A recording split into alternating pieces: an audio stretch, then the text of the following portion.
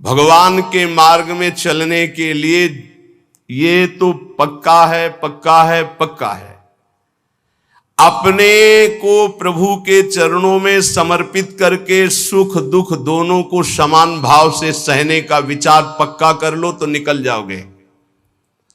अगर सुख के भोगी बने तो दुख में भाग जाओगे, टिकोगे नहीं इस मार्ग में, चाहे गृहस्थ हो चाहे विरक्त हो। शरीर को कितना दुलार करके तुम बचा लोगे, कितना? खा पी के खूब चर्बी शरीर में बढ़ रही है, नष्ट होने वाला है। एक घृणा करो इस वृत्ति से। अच्छे अच्छे पदार्थ खा खा कर शरीर को मोटा कर रहे, अपने आप को उठने बैठने लायक नहीं रह रहा है शरीर।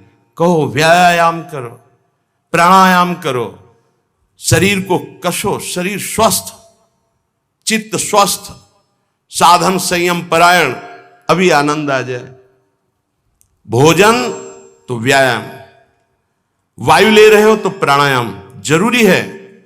साधु हो या गृहस्थ हो, अगर तुम्हारा शरीर स्वस्थ नहीं, शरीर के कितने ऐसे अंग हैं जो साधारण प्रक्रिया से उन पर कोई प्रभाव नहीं पड़ता, उनको असाधारण, जैसे एक सांस में 2-3 किलोमीटर दौड़ना, चलो बाहर नहीं दौड़ सकते तो आजकल यंत्र चले हैं, ट्रेडमिल क्या कहते हैं, उस पे चल सकते हो आप। 48 मिनट प्रत्येक साधक को चाहिए कि पद्मासन या सिद्धासन में बैठे 48 मिनट। ये बहुत छोटी बात है। 6-6 घंटे आसनों पे बैठने का अभ्यास किया जाता है। भीषण सर्दी में पसीना, केवल एक लंगोटी लगाए गंगा किनारे बैठे, मार्किन नीचे बिछी हुई, उसी का आसन उसी का चला, 6-6 घंटे खुले में ऐसे पसीना से लथपथ शरीर हो जाता है। 90 प्राणायाम, साय मच जाती है दिमाग में, एकदम मंत्राकार वृत्ति। परमानंद की अनुभूति के लिए अध्यात्म चाहिए। शरीर का दुलार करने वाला कभी साधक नहीं होता। प्रायः कुछ ऐसे महा कृपा पात्र जन हैं जो शरीर को संयम में, इंद्रियों को संयम में रखने की विचारधारा करते हैं। नहीं तो आजकल हम सुविधा को अपनी भक्ति का फल मानने लगे हैं। सही, हम आपसे हृदय की बात कहते हैं, भले बुरा लगे। ये सुविधा भगवान की प्राप्ति में बड़ी दुविधा है। जब तक भगवत प्राप्ति न हो जाए तब तक सुविधा का भोग न करें। हम धन्य घड़ी वो मानते हैं जब हमारा जीवन असुविधा में व्यतीत हुआ है। 20 वर्ष हम धन्यवाद प्रभु को करते हैं कि वो समय हमको दिया जो हम जानते नहीं थे कि वही सुख का साधन है, वही सुख का साधन है। हम नहीं समझ पाए थे, हम उसे समझ रहे थे, हमारी कसौटी कसी जा रही, लेकिन आज हमको समझ में आता है कि हमारा वरदान का समय वो था। असुविधा साधक को ऊंचाई पर चढ़ाती है और सुविधा साधक को रोक देती है। ये पकड़ लेना। जिसकी वृत्ति भगवदाकार हो गई, महलों में रहे चाहे झोपड़ी में, कोई फर्क नहीं पड़ता। लेकिन ये स्थिति प्राप्त करने के लिए असुविधा चाहिए, तो उतना ही सुविधा का भोग करे, शरीर के दुलार में न फंसे, मान लिया जाए। नहीं तो आध्यात्मिक ऊंचाई पर चढ़ना कठिन हो जाता है। जो भगवत प्राप्त महात्मा जन हैं वो कह रहे हैं, बहुत जन्म व्यतीत हो गए इस शरीर से प्यार करते हुए, लेकिन सदगुरुदेव नहीं मिले, इसलिए तुम बाजी हारते गए। मन रे अब की बेर संहारो, जन्म अनेक दगा में खोए, बिना गुरु बाजी हारो। मन रे अब की बेर संहारो। बहुत से तुम्हारे जन्म हुए, मनुष्य जन्म, लेकिन सदगुरु नहीं मिले, इसलिए बाजी हार गए। अब की जीत जाओ। सदगुरु का वर्ण करके उनकी आज्ञा के अनुसार चल दो। बहुत कठिन है सदगुरु की आज्ञा पर चलना। हमारा मन अहंकार से प्रेरित होकर मनमानी आचरण करने के लिए बहुत राजी होता है, लेकिन गुरुमानी होकर मन को मारकर गुरु आज्ञा में रहना एक किसी विशेष भाग्यशाली उपासक के भाव होते हैं। बाल्यावस्था तो हमारी ऐसे चली गई कि पता ही नहीं चला खेल कूद में। बालापने ज्ञान नहीं तन में, जब जन्म्यो तब बारो, तरुणाई सुख बाम में खोयो, बाज्यो कूच नगारो। बाल्यावस्था कब चली गई पता नहीं चला, सोने में, खाने में, खेलने में। और जब जवानी आई तो बाम कहते हैं प्रतिकूल काम आकर्षण शरीरों में। ये ऐसा नशा चढ़ा काम का जवानी में, कुछ समझ में नहीं आया और जवानी निकल गई। तरुणाई सुख बाम में खोयो, डंके की चोट में काम ने तुम्हारी यौवन अवस्था को नष्ट कर दिया। गोस्वामी तुलसीदास जी कहते जौवन ज्वर के ही नहीं बलकावा, जवानी का बुखार किसको नहीं चढ़ा? तो कोई तो होगा जिसको नहीं चढ़ा। उसी को नहीं चढ़ा जो भगवान के चरणों में चित्त लगा दिया, नहीं तो जौवन ज्वर के ही नहीं बलकावा। बड़ी कृपा होती है साधकों पर जब असुविधा जवानी में होती है। पेट में अन्न ही नहीं है तो काम की वृत्ति ही नहीं जागृत होती। बस एक ही आग लगी हुई है, कैसे ब्रह्म साक्षात्कार हो जाए, इस प्रपंच का बाध करके कैसे स्वरूप में स्थित हो जाओ। वहां कोई गुंजाइश नहीं कुछ सोचने की, देखने की, बोलने की। अब यौवन अवस्था में काम सुख और बुढ़ापा अवस्था में, बाल्यावस्था से जवानी तक जो किया उसके संस्कार खत्म, मनुष्य जीवन खत्म। खलक सब रैन का सपना, समझ मन कोई नहीं अपना। कठिन है मोह की धारा, बहा सब जात संसारा। घड़ा ज्यों नीर का फूटा, पत्र ज्यों डार से टूटा। जो पत्ता डाल से टूट गया दोबारा नहीं लगेगा। कच्ची मिट्टी में पानी भरा गया, फैल गई, किसी काम की नहीं रही। ऐसे ही बुढ़ापा के बाद एक अवस्था आती मृत्यु, फिर मानव जीवन गया, फिर अन्य योनियों में भटकना पड़ा। तीन लोक और भुवन चतुर्दश, सब ही काल को चारो। पूरी रह्यो जगदीश गुरु तन, बासे रह्यो नियारो। कहे कबीर सुनो भय साधु, सब घट देखन हारो। जन्म अनेक दगा में खोए, बिन गुरु बाजी हारो। मन रे अब की बेर संहारो। चाहे जितना तुम पुण्य करके चाहे जिस लोक में जाओ, तीनों लोकों तक काल का नगाड़ा बजता है। हर समय वो विनाश लीला करता रहता है। सब काल का चारा है, कोई नहीं बच सकता। जैसे हरिवंश प्रपंच बंच सब काल ब्याल को खायो। यह जिय जान श्याम श्यामापद, कमल संगी सिरनायो। गुरुदेव ने जिसको स्वीकार किया और जगदीश का ज्ञान प्रदान कर दिया, कबीर साहब कहते हैं भाई सुनो, वही विजय प्राप्त कर लिया जो घट घट में सबको आराध्य देव माना। हर घट में हमारा आराध्य देव विराजमान है, वो जीवन मुक्त हो गया। इस शरीर का धारण करना मानव देह का यही सफलता है। नाम जप करते हुए सब में भगवत भाव करके अपने आप का उद्धार कर ले।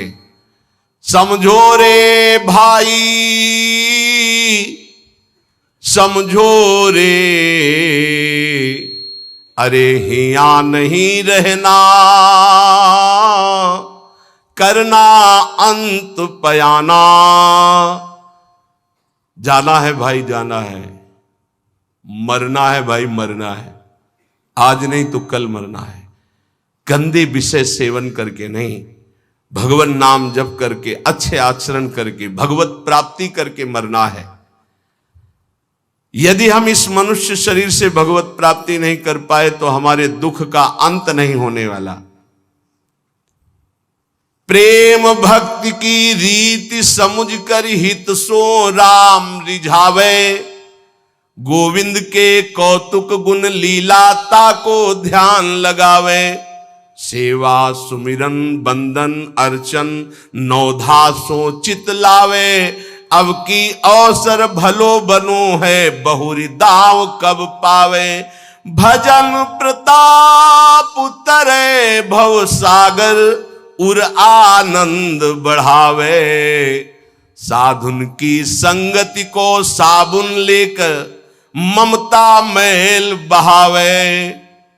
हे भाई, बिना प्रेम भक्ति के भगवान की प्राप्ति कठिन है। गोविंद के चरणारविंद का आश्रय लेकर नाम जप करते हुए जो लीला गाते हैं, अर्चन बंदन करते हैं, नौधा भक्ति करते हैं, उनके हृदय में प्रेम लक्षणा भक्ति जागृत होती है। ये प्रेम लक्षणा भक्ति साधु संग से आती है। साधु संग रूपी ऐसा साबुन है कि ममता रूपी मैल धुल जाता है, और जहां मन ममता रूपी मैल से रहित हुआ तहां प्रेम प्रकाशित हो जाता है। प्रेम प्रकाशित होने में जो बाधा है, भक्ति करते हुए और साधु संग करते हुए भी यदि प्रेम प्रकाशित नहीं हो रहा, तो ये कुछ बाधाएं इसमें वर्णन की गई हैं। ध्यान से सुन लो, और इनको कभी करना नहीं तो प्रेम भक्ति जरूर जागृत हो जाएगी। पहला, आहार दोष। ध्यान में बैठा लो या लिखते जाओ। आपको साधु संग मिल गया है, नौधा भक्ति कर रहे हैं, लेकिन प्रेम नहीं प्रकट हो रहा है। जैसे आप वृंदावन धाम वास कर रहे हैं, सत्संग कर रहे हैं, नाम कीर्तन कर रहे हैं, प्रेम नहीं प्रकाशित हो रहा है, तो इन दोषों को देख लो आपके अंदर है क्या। पहला है आहार दोष। आहार दोष बुरी कमाई से जो अन्न आता है वो बुद्धि को भ्रष्ट कर देता है। इसीलिए हम आकाश वृत्ति से जीते हैं। आकाश वृत्ति, हमारे पास वही अन्न आएगा जो श्री जी पास करेंगे नहीं, हिम्मत नहीं किसी के यहां रख दे। यहां शासन है सहचरियों का। यहां ऐसा नहीं कि कोई पापात्मा आवे और आके गड्डी रख के चला जाए, ऐसी हिम्मत नहीं, उसके कदम नहीं उसके अंदर प्रवेश कर सकते। यहां शासन है, अव्यक्त शासन है। अगर यहां 100 रुपया कोई रखता है तो मेरी लाडली जू से प्रेरित होकर रखेगा, अन्यथा नहीं। इसीलिए 2 प्रकार से हमारा भोजन चलता है। एक तो ब्रजवासियों की टूक मांग के आते हैं, और दूसरा आकाश वृत्ति से जो आता है, बिना मांगे, बिना इशारा किए और बिना किसी प्रकार का सम्मान दिए। ये नहीं कि आप अर्थ देने वाले हो तो आपको एकांत में बुलाकर जयमाला पहनाई जाए कि जय हो आपकी, आपसे बिल्कुल नहीं। और हो सकता है कि आपको कटु वचन सुनने पड़े और फिर आप रखो तो तुम बहादुर नहीं, लेके जाओ। लक्ष्मीपति जिनके सेवक हैं, उनके सेवक हैं, इसलिए हर अन्न का कण पवित्र होगा यहां का। हमारी स्वामिनी के द्वारा प्रेरित जो आता है वो हृदय से स्वीकार है। इसलिए कहीं भी किसी भी तरह का इशारा, दान पेटी, कोई ये सब नाटक कि भाई यहां इतने भरो, इतने भरो, कहीं कोई अगर कोई बाहर कर रहा है तो नौटंकी नाटक करके अर्थ एकत्रित करने वाला वो अपराधी माना जाएगा। इस पूरे राधा केली कुंज के भागवतिक विधान में किसी भी तरह के अर्थ का प्रवेश नहीं है। हम भिक्षुक हैं, हमारा भरण पोषण स्वामिनी से होता है। किसी के हृदय में ऐसे किया, स्वामिनी जी के आगे चढ़ गया, उसी से बिजली का बिल, उसी से उदर पोषण होता है। और ये हम इसलिए नहीं सुना रहे कि तुम चढ़ा देना। हम तो कसम खवाई सत्संग में कि जिनको ये लगता हो कि मेरे द्वारा चलता है, तुम्हें इष्ट की कसम है, यहाँ चवन्नी मत चढ़ाना। हम देखते हैं अपने स्वामी को, तुम्हारे से हमारा नहीं चलता, हम स्वामी से देखते हैं जिनसे अनंत ब्रह्मांड। तुमने सहयोग किया था ब्रह्मांड बनने में क्या? अनंत ब्रह्मांड एक संकल्प में बन गए, उनके हम दास हैं। तो जो अधर्म की कमाई से, अधर्म की कमाई कैसे होती है? जहां हमारा धर्म कहता है कि ये नहीं लेना चाहिए, हम उसे लेते हैं। जहां हमारा धर्म कहता है ये नहीं करना चाहिए, उसे हम करते हैं और फिर वो अर्थ लेते हैं। कई तरह के अधर्म की कमाई होती है। इसको हमने देखा भ्रमण के समय में। जैसे कहा जाता है कि आपका ब्लैक व्हाइट हो जाएगा, ऐसा हमने नहीं कहीं पढ़ा, शास्त्रों में नहीं पढ़ा, संतों से नहीं सुना। धर्म से 10 रुपया कमाओ, 4 रोटी बनाओ, 1 रोटी में 4 टुकड़े कर लो, 3 में तुम पाओ। एक गाय को दे दो, कौआ को दे दो, एक भिक्षुक संत को दे दो, एक ऐसे डाल दो, कोई जीव जंतु खा ले, इसे कहते हैं। वो तुम्हारा धन और पवित्र हो गया। पापाचरण करके आओ, 1 लाख में 10,000 दो, नरक जाओगे, क्योंकि वो 10,000 जो खाएगा उसकी बुद्धि भ्रष्ट हो जाएगी। आहार दोष। जब द्रौपदी जी और महाराज युधिष्ठिर और भगवान श्री कृष्ण भीष्म पितामह को घेरे हुए प्रश्न उत्तर हो रहे, तो बहुत शास्त्र का ज्ञान दे रहे हैं, बहुत हजारों प्रश्नों के उत्तर भीष्म पितामह जी ने दिए। तो जब धर्म का उपदेश कर रहे थे तो कहा, रुको पितामह, ये वही बुद्धि है उसी महापुरुष की जो सभा में बैठा था, मुझे वस्त्रहीन किया जा रहा था, मैं चीख चीख के पूछ रही थी क्या ये धर्म है? उस समय ज्ञान तुम्हारा कहां चला गया था जो आज ज्ञान उपदेश कर रहे हो? तुम मुस्कुराए और कहा, बेटी तुम्हारा प्रश्न धर्मयुक्त है। वो सब बह गया, 6 महीने बाणों की सैया पर वो खून बह गया है। इस समय मैं शुद्ध हूं, जो प्रश्न करोगे ठीक धर्मयुक्त उत्तर होगा। उस समय पापी दुर्योधन का अन्न खाने से मेरी बुद्धि मलिन हो गई थी। उदाहरण दिया कि एक परमहंस जी जंगल में कंदमूल फल खाकर रहते थे। एक दिन राजा की दृष्टि पड़ी, श्रद्धालु था, साष्टांग दंडवत की महाराज महल पधारी और अपने चरणामृत से, चरण रज से महल को पावन करें और प्रसाद पाए। मना कर दिया, हम तो कंदमूल फल खा के चला। दूसरी बार फिर आया, तीसरी बार फिर आया। मन में आया चलते, ठीक है। राजा बहुत प्रसन्न हुआ, आदर के साथ ले गया। महारानी ने स्वयं बनाया, महाराज संत भगवान ने पाया, गए। अब जब जंगल में आए तो मन नहीं लगा भजन में। कहां सूखे कंदमूल फल और कहां रसीला वो भोजन राज परिवार का और रानी के हाथ का बना। अब तो अच्छा दृश्य देखने की इच्छा नहीं होती हो, गुलरी पाकर यही फल जंगली। बस अब ये इंतजार था कि राजा आ जाए और निमंत्रण दे दे। अन्न का प्रभाव। राजा आया, संकल्प ऋषि का, महाराज वो पहले बार में कि हाँ हाँ वो तो आप बड़े भगत हो, एक बार जाके हमने देख लिया, बड़ी श्रद्धा है। दोबारा गए तो प्रसाद बना रही थी रानी, तो दृष्टि गई हार पे। हार श्रृंगार उसमें रखा हुआ था, पेटी से खुल अपनी झोली में डाल लिया, बैठ गए, प्रसाद पाया, चले आए, झोली टांग दी। सायंकाल रानी जब श्रृंगार के लिए बैठी तो देखा और पेटी खाली, हार नहीं। तो उनका, महाराज यहां किसी चोर का प्रवेश है नहीं, आपके वही सन्यासी जी जो आए थे वही ले गए। ऐसा नहीं, वो तो बहुत त्यागी वैरागी, वो हार क्या करेंगे? बोले हमारी दास दासियां, निजी दास दासियां, ये कहीं बाहर नहीं जाती हैं, तो ये क्यों चोरी करेंगे? इनका और कोई है नहीं, ये तो हमारी सेवा में रहती है। राजा को भी पक्का प्रमाण लगा कि संत, पर उन्होंने कहा नहीं, हमारे संतों की अवहेलना होगी, आप इस शब्द मत उच्चारण करो, मैं दूसरा बनवा देता हूं।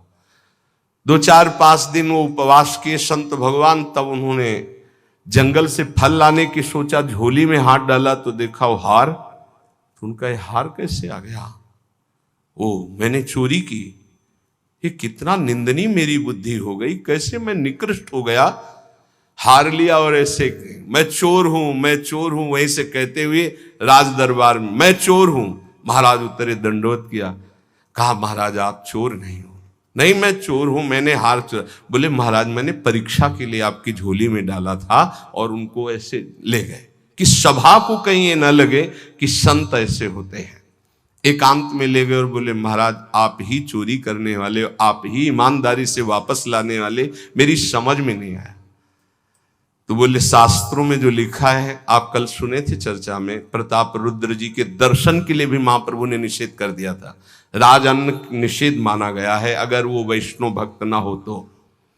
बोले ये राजअन्न का प्रभाव है कि मेरी बुद्धि लुभायमान हो गई और स्वर्ण की चोरी कर ली, कई दिन से भोजन नहीं पाया, वो सूख गया, रक्त जल गया, तो इसलिए अब मेरी बुद्धि शुद्ध हुई।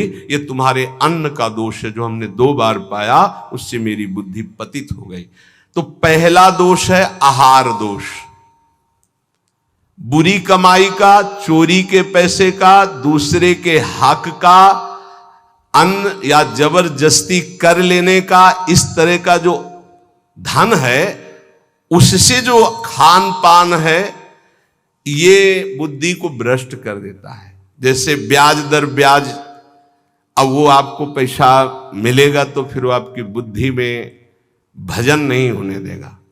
संकल्पित अन्न मिलेगा, कभी किसी का ऐसा दिया हुआ साधक को या गृहस्थ बट रहा है हलवा, भूखे मर रहे हो, ऐसे हाथ फैला दिया, तुम गृहस्थ हो, वृंदावन आए हो, एक दिन उपवास कर लो, थोड़ा सा कुछ लेकर पेट में डाल लो जो तुम्हारा धर्म की कमाई का, दूसरे का हलवा मत खाओ। मान लो हमारी बात, सारी बुद्धि नष्ट हो जाती, सुकृत नष्ट हो जाते हैं।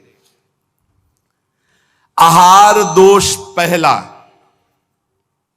कई बार बताया, इस पर ध्यान दीजिए। सतोगुणी पवित्र अन्न भी यदि मात्रा से अधिक हो गया तो रजोगुण, उस मात्रा से अधिक हो गया तो तमोगुण पैदा कर देगा। अल्प मात्रा में पाइए। दूसरा, शरीर को स्वस्थ रखिए।